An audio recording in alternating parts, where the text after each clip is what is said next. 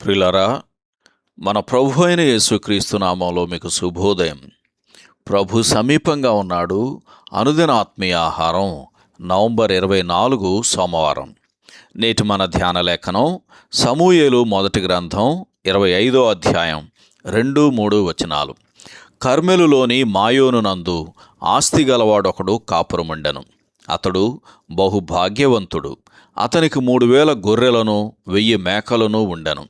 అతడు కర్మెలులో తన గొర్రెల బొచ్చు కత్తిరించుటకై పోయి ఉండెను. అతని పేరు నాబాలు. వ్యాఖ్యానాంశం: గొర్రెబొచ్చు కత్తిరించుట 4వ భాగం.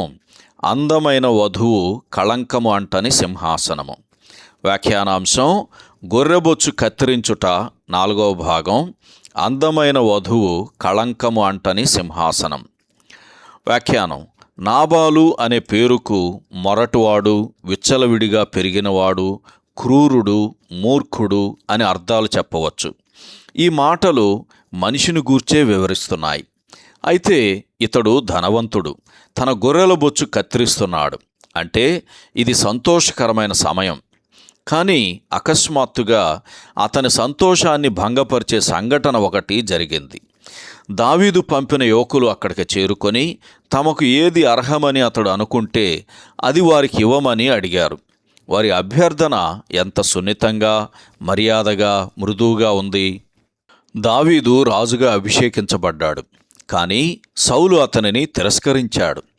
కొంతమంది నమ్మకమైన వారు దావీదును అనుసరించారు. వారంతా శత్రువుల దాడుల నుండి ఇశ్రాయేలును రక్షించటానికి తెరచాటును ఉండి పనిచేస్తున్నారు. నాబాలుకు తెలియకపోయినా నాబాలు కూడా వారి వలన కాపుదల పొందాడు. లాబాను వలె అతడు కూడా క్షేమంగా గొర్రెల బొచ్చు కత్తిరించుకుంటున్నాడంటే దానికి ఏకైక కారణం అణగారిన దావీదే. దేవుడు తన ఉద్దేశాన్ని బయలుపరచటానికి, ఆయన సంకల్పాన్ని నెరవేర్చుకోవడానికి చెడు సందర్భాలను ఎలా ఉపయోగించుకున్నాడో లేఖనాల్లో కనిపించే గొర్రెబొచ్చు కత్తిరించే సందర్భాలు మనకు బోధిస్తున్నాయి. ఈ లోకం క్రీస్తును తిరస్కరించింది. దావీదు వలె క్రీస్తు కూడా అధికారపూర్వకంగా రాజు.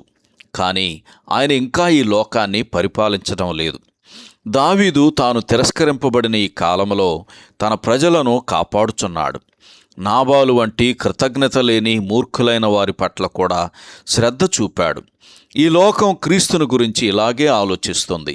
నాబాలు వారికి ఇలా జవాబిచ్చినట్లుగా కనబడుతుంది. ఎలాగంటే, మీరు దేనికి అర్హులు కారు, మీరు పనికిమాలిన వారు, దావీదును నేను ఎరుగను, అతడు దేనికి పాత్రుడు కాడు అని నాబాలు పలికినట్లుగా ఉన్నది. నాబాలుకు సంబంధించిన వాటిని దావీదు రక్షించాడు. అయితే నాబాలు అతనిని నిర్మోహమాటంగా తిరస్కరించాడు. అటువంటప్పుడు నీవైనా నేనైనా ఏం చేస్తాం? అవును, దావీదు కూడా ప్రతీకారం తీర్చుకోవాలని అనుకున్నాడు. కానీ దేవుడు దావీదుతో ఉన్నట్లే మన ఎడల కూడా దయ కలిగి ఉన్నాడు. దావీదు తప్పు చేయకుండా కాపాడేందుకు దేవుడు అబీగయలును ఉపయోగించుకున్నాడు. దేవుని ఆనందింపజేసినవాడు, దేవుని హృదయానుసారుడైన దావీదును సింహాసనాసీనుని చెయ్యటమే దేవుని ఉద్దేశం. కాబట్టి అబీగయలు జోక్యం చేసుకొని దావీదు ప్రతీకారం తీర్చుకోకుండా పగ తీర్చుట నా పని అని పలికిన దేవునికే విడిచిపెట్టినట్లుగా దావీదు కాపాడబడ్డాడు. దాని ఫలితం ఏమంటే దావీదు అందమైన వధువు, కళంకం అంటని సింహాసనాన్ని పొందాడు. సహోదరుడు గ్రెగ్ క్వెయిల్ శుభములతో వందనాలు.